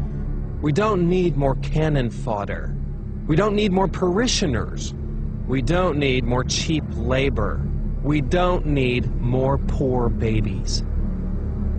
2 days after being sworn in as president, Bill Clinton issued an executive order that allowed federally funded agencies to refer low-income women for abortions. He also directed that American dollars could be funneled to organizations that promote abortion in foreign countries. The Aid to Families with Dependent Children program is the worst boondoggle ever created. When a sullen black woman of 17 or 18 can decide to have a baby and get welfare and food stamps and become a burden to us all, it's time to stop. Dr. Edward Allred, abortionist, 1980. Edward Allred is the owner of one of the largest chains of abortion clinics in the United States. Not long before Allred made this statement, the Los Angeles Times had reported that his California facilities were handling referrals made by Planned Parenthood. Even as late as the 1960s, the wealthy elite who made up the eugenics movement never tried to hide the fact that their agenda was driven by financial considerations as much as it was driven by the desire to create racial purity. A good example of this was seen in 1967 when eugenicist and Nobel Prize winner Dr. William Shockley caused a national uproar when he stated that it was a waste of taxpayer money to create better schools and welfare programs for what he called ghetto Negroes. He claimed to have research showing that people of African descent are genetically inferior to whites in intelligence and simply not smart enough to take advantage of programs designed to help them. To save taxpayer money, he proposed that the U.S. government implement forced birth control to lower the reproduction of the inferior classes and then issue certificates to become pregnant that would be sold on the New York Stock Exchange. Shockley was a National Committee member of Planned Parenthood and a featured speaker at least one Planned Parenthood conference. When Florida abortion clinic owner Joyce Tarnow appeared on a local talk show, she gave the following reply when asked what America should do to help impoverished nations that are facing starvation or other natural disasters. Time is running out for us. In 1968, Dr. Paul Ehrlich wrote The Population Bomb. And in that book, he stated a thesis that what we should be doing is helping those nations that have a reasonable chance of being able to produce their own food supplies. Those that cannot do that for whatever reason, those people have to just sink or swim on their own. And what we do is try to help those societies become self-sustaining that have a chance to learn how to fish in order to feed themselves. Wait a minute. Are you I just want to make sure this is clear. Are you advocating, or was he advocating, basically writing off people that have no hope of ever, because of the climate or whatever problems, of feeding themselves? Sort of like survival of the fittest? Or? Right. And the thing is... You agree with that? Yes, I do. The more people you help to survive, the more people are going to be reproducing and having children beyond what we can reasonably hope to have, so that we can educate and house and feed these people. When Joyce Tarnow retired in 2004, she told a local newspaper that she had tried to get as many people sterilized as are in my way. She also restated her views on foreign aid, saying that the United States should help those countries that can prosper, but let the others wither on the vine. Citing Haiti as an example, Tarnow said that the Haitian people should be made to stew in their own juices because they had destroyed their environment. In order to really understand the role money plays in the eugenics movement, it is important to keep in mind that its original mission was not to make a profit, but to eliminate a group of people that the elite saw as a financial burden because of things like welfare, crime, taxes, and so forth. And when you look at the wealthy individuals and corporations that fund the modern eugenics movement, you see that this has not really changed. You also see that these people are willing to pay out big money to those who can carry out their agenda. And when Planned Parenthood figured this out, they volunteered for the job. The result is that money has been poured into this organization to the point that Planned Parenthood is now a billion-dollar multinational corporation that operates the largest chain of abortion clinics and birth control facilities in America. While much of Planned Parenthood's financial success has been because of donations from these wealthy individuals and large corporations, it has also raked in billions from you and me. In 2006 alone, despite having made over $60 million in profit, Planned Parenthood received about $350 million from the U.S. government. And in 2009, Planned Parenthood will receive approximately $1 million every single day from the American taxpayer. That's $1 million every 24 hours. That comes directly out of your paycheck and mine. Now, what you may find interesting is how your money is being spent. To give you just one example, we're going to show you part of a website that Planned Parenthood launched in 2008 called TakeCareDownThere.com. The clip is titled, "I Didn't Spew," and I warn you, many of you are going to find it highly offensive, and you're going to find it especially inappropriate for children, despite the fact that is exactly who Planned Parenthood created it for. As you watch this piece, remember, you helped pay for it.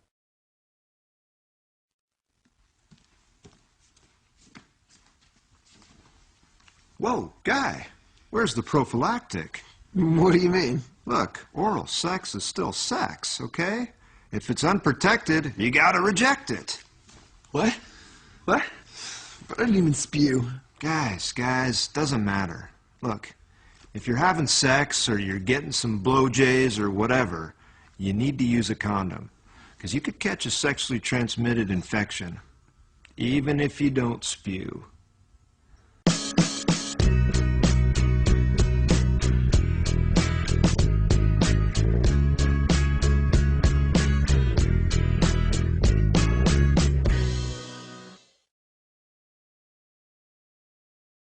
Now, does this clip say anything about how Planned Parenthood sees African Americans? You'll have to judge that for yourself. But there's no doubt that if this same video had been made by a bunch of white supremacists or the Ku Klux Klan or some neo-Nazi group, we would all understand the symbolic message behind it. In 2007, Live Action Films of California conducted an undercover investigation of Planned Parenthood offices in several states. Under the direction of the organization's president, Lila Rose, the goal of the project was to determine whether Planned Parenthood officials would accept financial donations on the condition that the money would only be used to eliminate African Americans. The following clips are from the actual recordings of those conversations. When I underwrite abortion, does that apply to minorities too? If you specifically want it to underwrite an abortion for a minority person, you can target it that way. You can specify that that's how you want it spent. Okay, yeah, because there's definitely way too many black people in Ohio, so I'm just trying to do my part. Okay, whatever.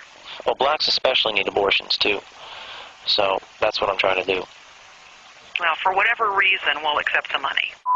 So the abortion could be, you know, I could give money specifically for a black baby. That'd be the purpose. Yeah, absolutely. If you wanted to designate that you wanted your gift to be used to help an African-American woman in need, then we would certainly make sure that that gift was earmarked specifically for that purpose. Great, because I really face trouble with affirmative action, and I don't want my kids being disadvantaged, you know, against black kids. I just had a baby. I want to put it in his name, you know. So that's definitely possible. Oh, always. So would it be possible for me to donate that money specifically for these minority groups so that they could have access to abortions? Yes, it would be. Wonderful. And could I specify that abortion be done, or those abortions be done for a particular minority group, or how does that work? If you wish, you can. Okay. So for example, the black community in Tulsa, because I have connections with that, would it be possible to give the money specifically for that? You sure can. Wonderful. Great. So can I give you my credit card number? Yes. Wonderful. Just one more thing. The abortions will be done specifically for the black community abortions. I will mark it in such a way that definitely it will. Oh, great. On a black baby. Yes. Thank you. Great. The exact amount we charge right now is $450 for an abortion. Okay, $450. And we can definitely designate it for an African American. Wonderful. Yeah. Okay, and if I want to make to fund, because you know this is a, if I wanted to help fund multiple abortions, could you also specify that this could be done for a specific group? Well, I'm really excited, you know, because I really face trouble with affirmative action. I don't want my kids to be disadvantaged, you know, against blacks in college, and the less blacks out there, the better. So. Yeah, it's a strange time for sure. Yeah. So, okay. Well, thank you very much, Jeremy. And if you have any questions, please feel free to give me a call. My extension is 304. When this material was released to the public, Planned Parenthood's defense was to claim that the employees who made these statements were not reflecting the organization's corporate position. But in 1986, Planned Parenthood's national president, Faye Wattleton, made the following statement during an interview on CNN. As a matter of fact, Mr. Dorn, and if I may finish, we have received contributions from people who want to support us because they want all welfare mothers and all black women to stop having children. What Ms. Wattleton was conceding in this CNN interview, and what live action films found in their undercover investigation, was acknowledged years before by a previous Planned Parenthood president. During a speech in Philadelphia in January 1966, Planned Parenthood President Alan Guttmacher stated that some of his colleagues appeared to have racial motives for their involvement with the organization. Not surprisingly, one of Guttmacher's acquaintances later warned him that in the future he should not be making comments like that in public. The person who gave that warning obviously understood that Planned Parenthood's racial agendas and attitudes are best kept out of the public. And that has been a philosophy that Planned Parenthood has embraced for many years. This idea that man could reinvent the world through eugenics was an elitist philosophy espoused by those who considered themselves to be not only financially superior, but intellectually superior to everyone else. And Planned Parenthood became the golden child of these people because Planned Parenthood is the one who figured out how to make eugenics work. They figured out that the key to racial genocide is not in killing people, but in convincing the target group to commit mass suicide. This is what birth control, and especially abortion, are all about. And the reason Planned Parenthood has been so successful is because, unlike other eugenics organizations, they have always been able to keep their agenda hidden from the public. In fact, sometimes they are even able to hide it from their own people. I will assure you that there are Planned Parenthood employees and volunteers all over this country who have no idea what they're actually involved in. Then there are other people who will look you right in the face and tell you that racism was not the driving force behind the American eugenics movement. And I think you'd have to be a complete idiot to believe that. The truth is that if blacks had never been stolen out of Africa and brought here in chains, there would never have been a eugenics movement in the first place. There would never have been forced sterilizations. There would never have been a birth control revolution. There would never have been a call for the legalization of abortion, and you would have never heard the terms population control and family planning.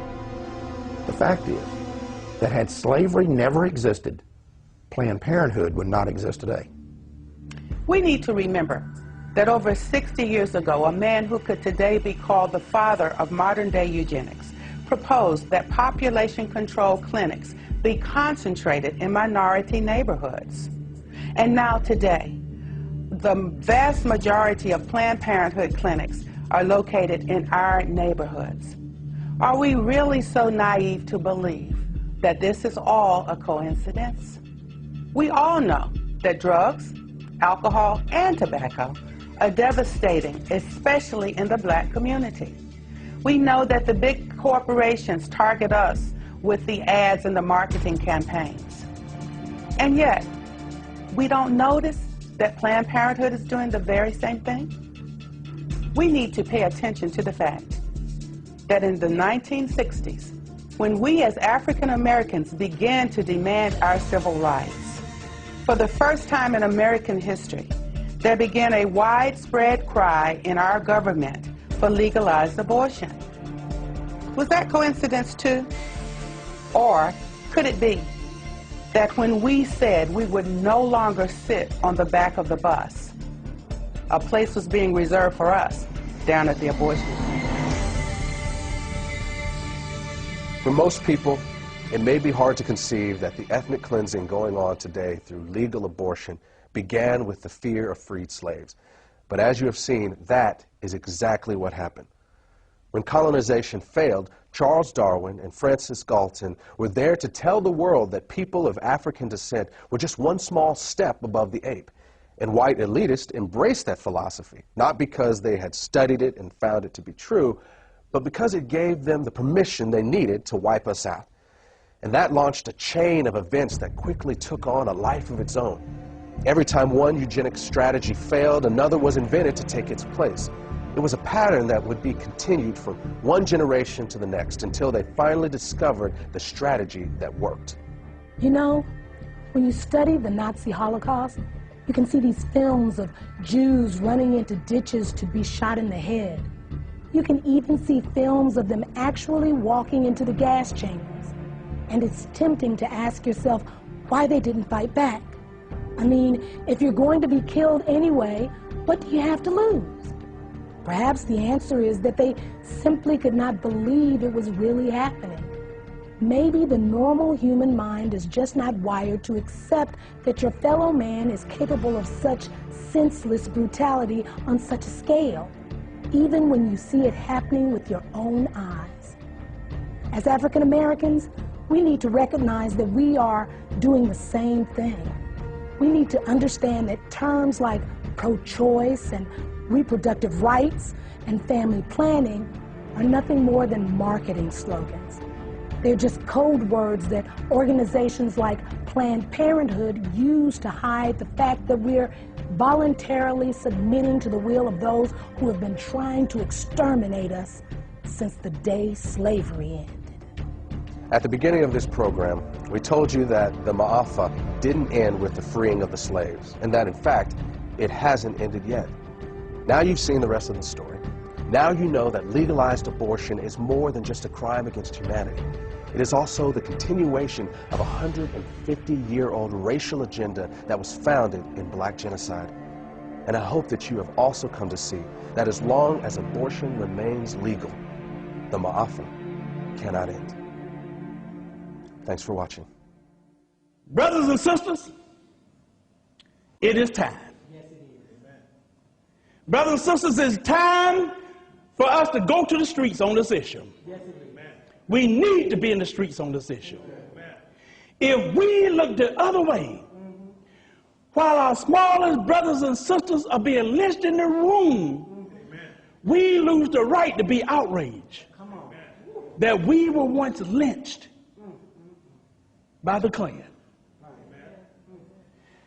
When white supremacist Tom Messer tells his followers to invest their money in ghetto abortion clinics, he's not talking about reproductive rights.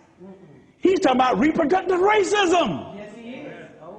When two guys write a book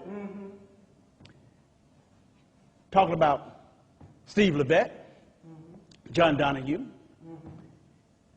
when two guys, Steve Levette and John Donahue, write a book in which they claim that the high rate of abortion keeps the rate of crime down, be assured, they know that a vast majority of American abortion clinics are in black neighborhoods. Oh, yes, they do. Oh, yes, they do. Come on.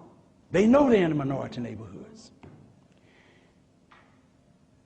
What we need to understand that when we let Planned Parenthood into our schools, when Planned Parenthood put their death camps, when we let them put their death camps in black communities, in our communities, and when we sit back and let an elected government official take money out of our paycheck to pay Planned Parenthood, we have been played like fools. Oh, yes, we have. Jesus. The fact is that we tolerate something as evil as abortion. We cannot be surprised if it turns around and is used against us. We can't be surprised if it's turned around and used against us. We can't be angry if it's turned around and used against us. Notice for sure, as long as abortion is legal, in America, we'll never be able to stop it being used to commit black genocide. That's right. Amen. We'll never be able to use it as a weapon for what I call the Maafa. Well, the fact is, if we tolerate something as evil as abortion, we cannot be surprised or angry when it's turned against us. Said that one, didn't I? You know it's easy, you know it was easy to spot the enemy when he was a redneck, toothless redneck. Probably spent about 3 years trying to get past the 4th grade. But today, our enemy don't wear white hoods. no, they don't. Come on, man. Today, our enemies wear a white lab coat Yes. with a stethoscope around his neck. Yes. Well. And what gets really aggravating sometimes, like a pimp, sometimes he's black. Come on. And this is not about political parties either, because there's a reason I'm an independent. Both the Republican Party and Democratic Party have been in bed with Jezebel and the eugenics business for more years than you and I have been alive. Come on, that's right. I will also tell you this, every time we vote for politicians who tell us they are pro-choice, it's like we're spitting on the graves of our ancestors. Our ancestors did not break the chains of slavery. No, they did. They didn't escape the plantations and the cotton field just so we could actually then take power and give it to political people who were there to wipe us out. Jesus. That's right. Amen.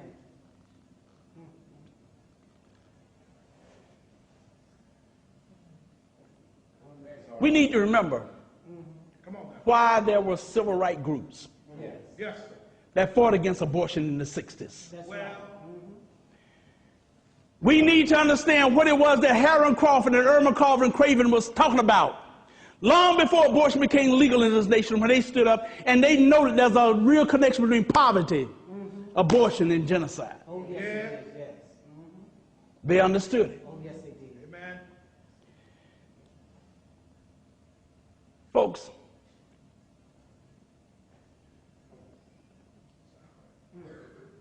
you know, it's time we looked at what's been done to our children. Come on out, Pastor. I had the privilege of meeting Mamie Till in Chicago years ago. Yes. She complimented us on what we were doing. Yes. And my heart was really moved sitting next to her and having this lady look me in the eye and tell me that. Because you remember Emmett Till, and we have to remember what happened. When he was beaten and bludgeoned so bad that most of the time people say, whoa, there's got to be a closed casket. His mother decided, no. She demanded an open casket because she wanted the world to see what they had done to her baby. That's right. Amen. That's right. And it's time we now look and not look away and look what has been done to our children in the womb. Yes. It's womb lynching. Yes, it is. Yes, it is. Come on now. Now, the point is not that killing a black child is worse than killing a white child. No. It's not. Regardless of the victim's skin color, That's right. eye color, That's right. or hair color, Come on now. legalized abortion is a crime against all humanity. Amen. Amen. That's Every right. one of us. But it's also,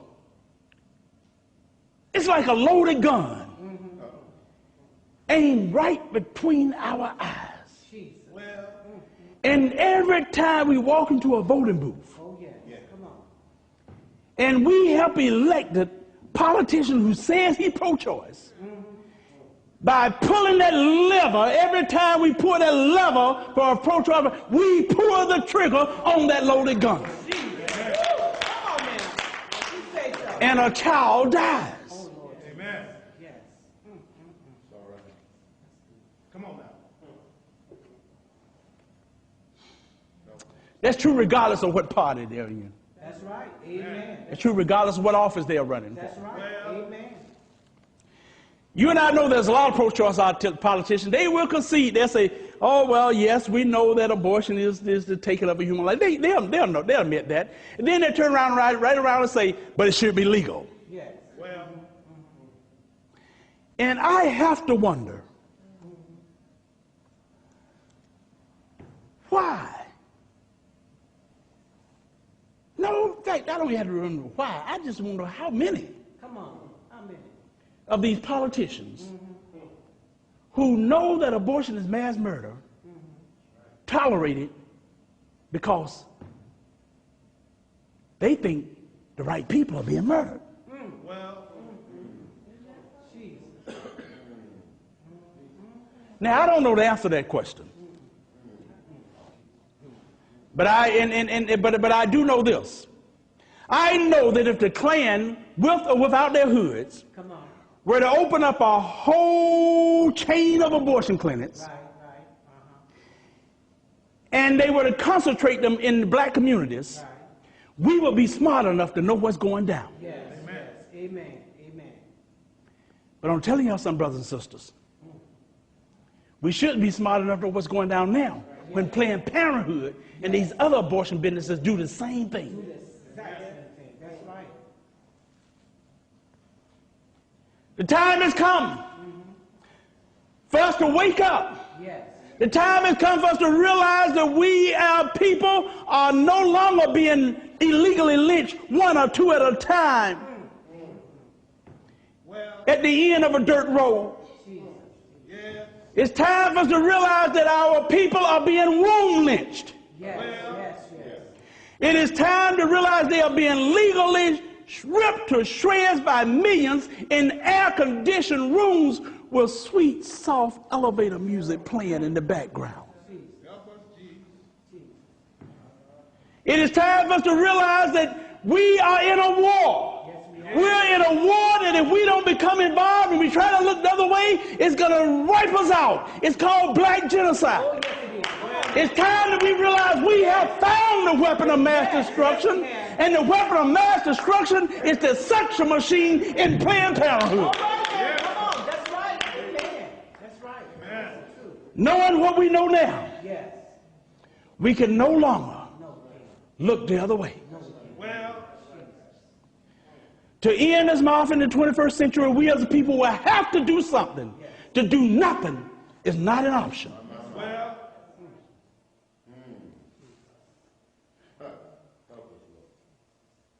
The only question left to answer is,